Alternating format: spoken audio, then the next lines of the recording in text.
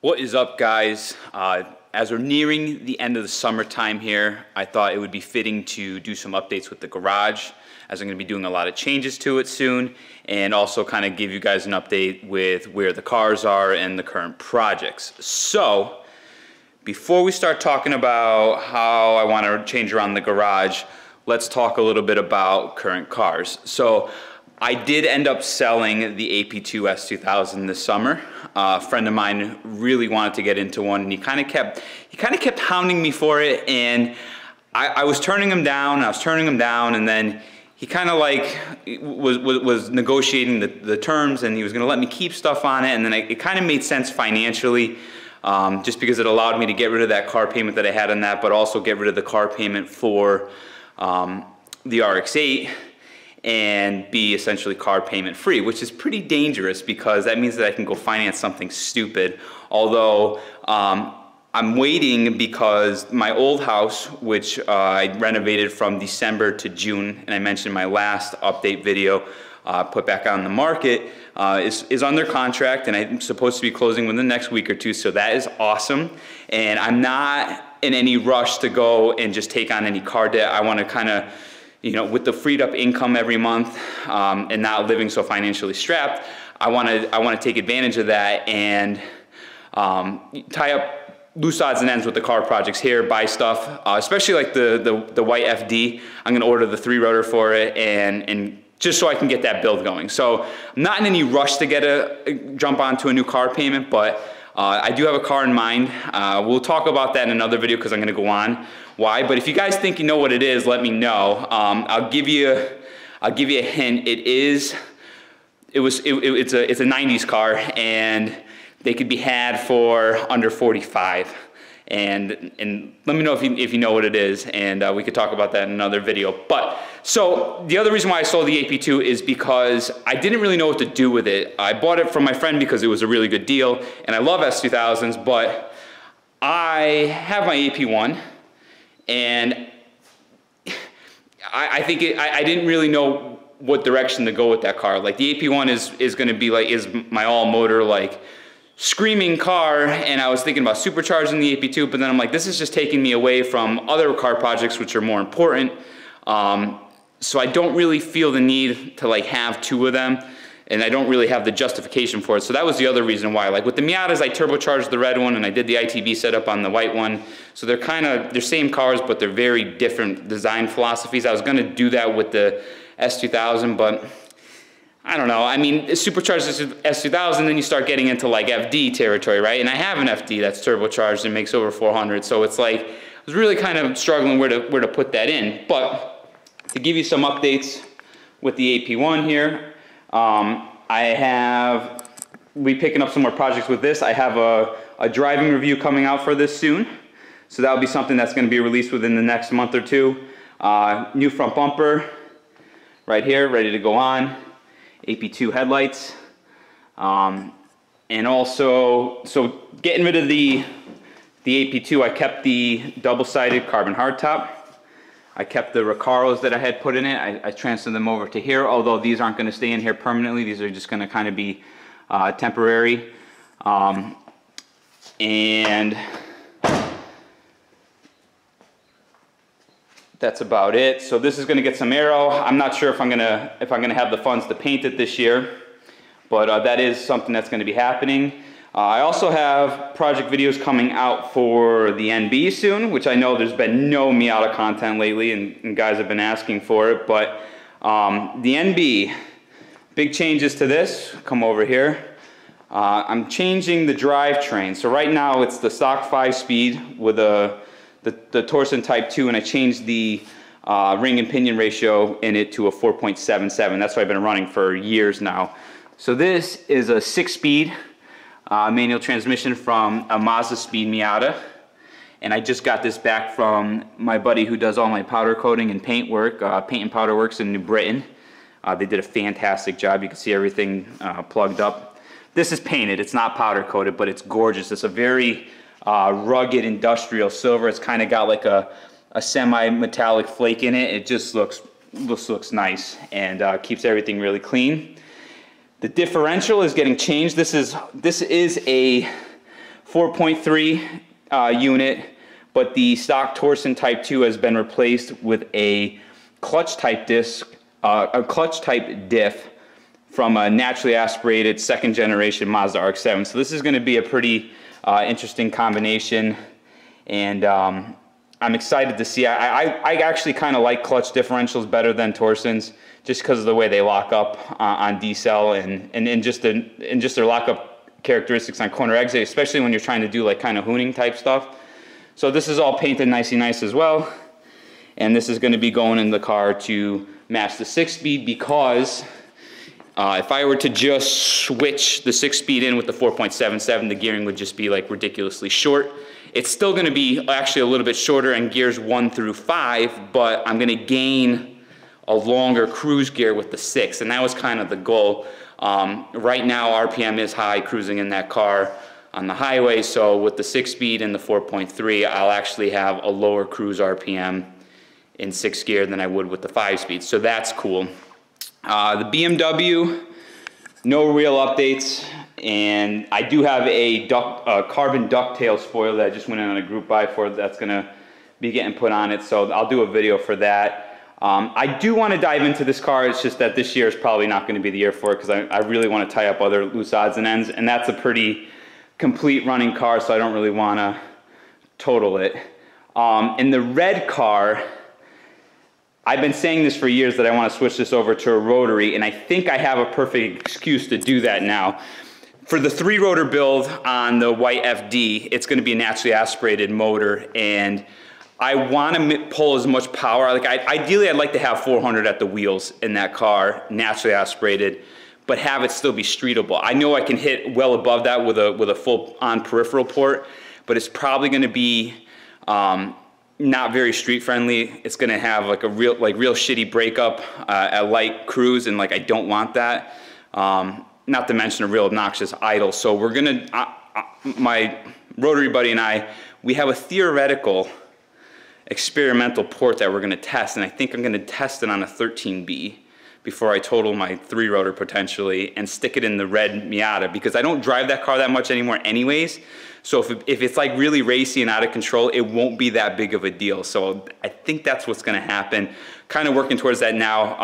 I have 2 rotor housings over at my my buddy's house, who has a bench lathe and a fly cutter, and we're gonna do some milling on them. So I'll do a video on that when time comes to cut. He's doing the setup and he's busy, so I don't know when exactly that's going to be, but that is going to happen as well. So other updates to the shop itself.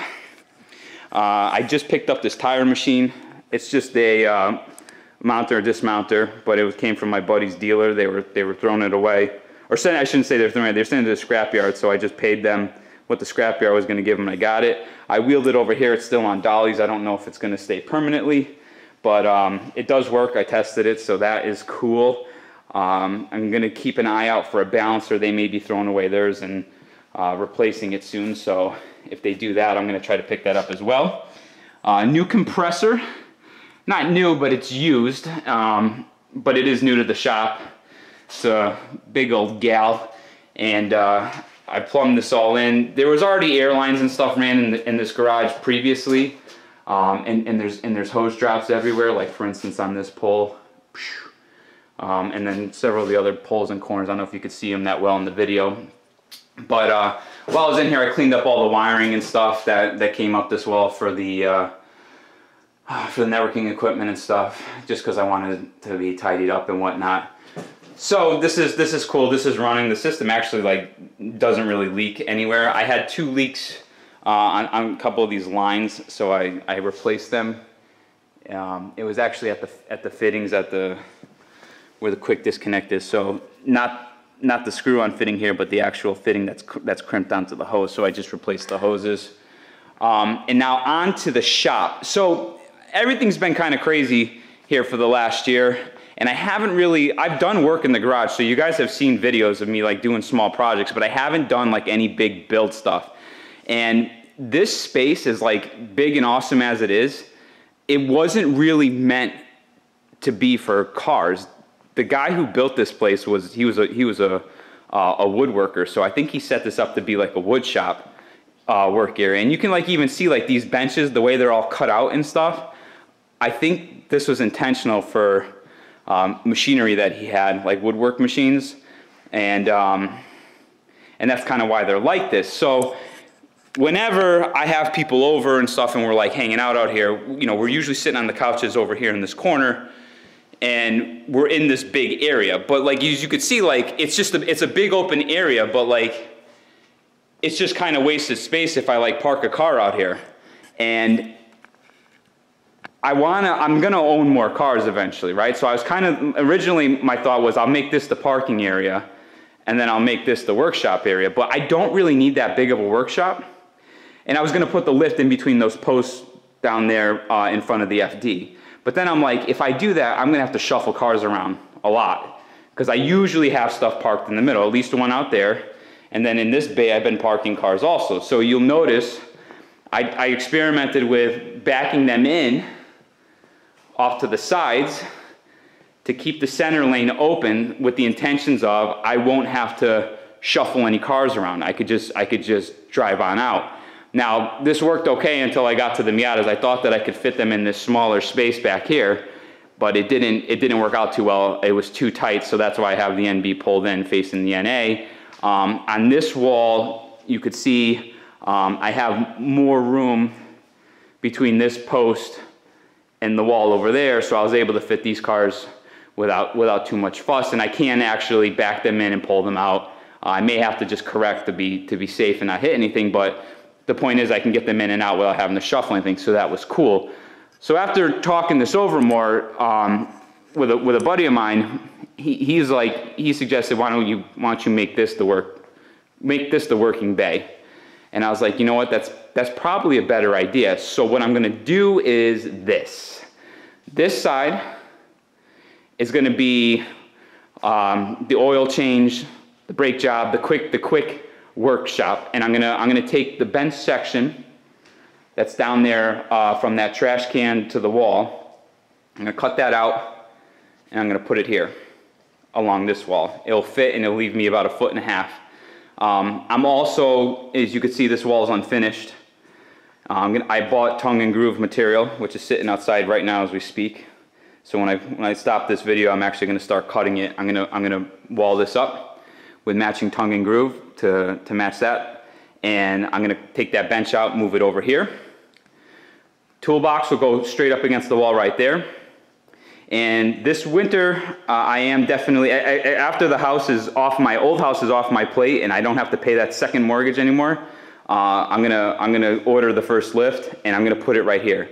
So it's easy access, in and out, no shuffling cars around, and I could just, it'll be much more convenient and make much more sense, especially for like quick jobs or whatever, and I don't gotta shuffle stuff around and to get everything out there. With that being said, I still would like to get another 1, maybe 2 lifts on top of that for the long run. And I thought about still putting a lift down there in between those posts for like clean work, or if we're doing a video that needs like a lot of demonstration purposes, because I have great lighting out here, it may make sense to have one. So if this is like the quick lube bay, right? Keep the center bay open, but I have it available in case I need stuff. And then this bay can also be for additional work or for longer term projects. So the white FD will probably get put over here, tucked into the corner, just to kind of keep some room freed up. I'm gonna take the other section of bench and I think I'm gonna experiment with running it along this wall. So this way, this is plenty of work area. I can get this dirty. If it makes a mess, I could shut this door that separates the shop and keep the mess out here. I could sweep the dust and stuff right outside and I'm not dirtying up the big area. So taking this kind of parking structure, with these benches removed, the cars will stick out about as far as they're sticking out here. So it's just about even to that pole, which is the same dimensions out here, same width. So I can fit from that pole, with those benches gone, I'll leave the cabinets because the cabinets are nice and they're not gonna prohibit me from parking in front of them. But with the tables removed, I can bring the cars right up to the wall and I could put about 4 cars backed in at an angle like so on this side. And that's including 2 Miatas, because I could fit 3 full-size cars, probably 4 if I throw 2 Miatas on the side, and that's cool. So that's 4 right there. On this breakout section where the white FD's been sitting, this is the same distance here as a spot over here where the BMW and the S2000 are. So I could fit 2 more normal size cars very comfortably backed into this breakout section. So that gives me 6 there. I can back a car straight in all the way up to that wall with the toolbox gone. So that's 7. That's 7 cars in this area comfortably without having to shuffle anything. I could pull stuff in and out in one swoop. So that's kind of the goal. This won't be too bad to pull these out. They're just screwed into, or they're just nailed into the wall. So I'm just gonna pry them out, and I'm gonna redo the tops of them to make them normal. I don't need those weird cutouts because I'm not running any weird machines, and I'm just gonna repurpose them out to the other side. I ordered more floor coating, the rust bullet, and because when I coated the floors, which you could see, I didn't go all the way to the wall. So I'm gonna finish coating the floors. So, and then I'll bring the cars out here, make this kind of the storage room, or the storage like show area. The floors have held up pretty good, even though I haven't gone too crazy at the work, but they do mark, like this is when I was wheeling those, the tire machine. One of the casters it like kind of dragged, and it marked the floor. There's one spot out here where it did actually chip. Having the casters from a jack with a heavy vehicle, as I was lowering the car, it did dig into the floor right there. You're supposed to be able to do spot treatments with it, so I'm going to, I have another 5 gallons of this stuff coming, so I'm going to coat that floor over there. I'm going to spot treat these areas and see how they blend in. But other than that, like if you just, I mop every once in a while, or I keep a mop bucket handy just to kind of clean things up and keep it clean. But it has stayed pretty clean in here overall, even with the wear and tear that I put it through and having cars in and out of here. So that is the plan. If you guys want to see more documented progress of the rearrangement for the garage, let me know. I could do some more videos for that. But other things to look forward to, the black FD driving impression is coming out very soon. So I hope you're gonna enjoy that. I really pushed in that video because it's my car and I wanted to show it in like as best of a lighting as I can. I did throw a quick teaser in there when I did the overview, so just to kind of give you a preview of what's to come for that. So that review's coming out. I also have a track impression that I filmed at Lime Rock for it last year, or 2 years ago, I should say. And I'll be releasing that as a second video, just to not drag them out too long. But yeah, we have some cool content. BMW and AP1 S2000 driving reviews are coming out soon. And also some exotic stuff. I just did a Ferrari 456 GT V12 manual review the other day. So I'll be putting that together.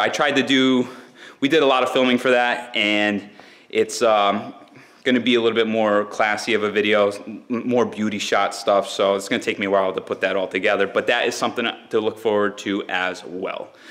So that's just about it for updates. Like I said, let me know if you want to see more of the garage progress and the rearrangement. If you do, I will document that, and let me know if you can guess what the next car that I have my sights set on is, or what you think I should buy for the next car, because let's say after November of this year, I'll be in a position where once the right deal comes along, I'm just gonna bite. So that's it, guys. Thanks for tuning in. Sorry, my memory card ran out right at the last second as I was ending this. So that's it for this one, guys. Thank you very much for tuning in. As always, stay tuned, and thank you very much for the support. Till next time, done.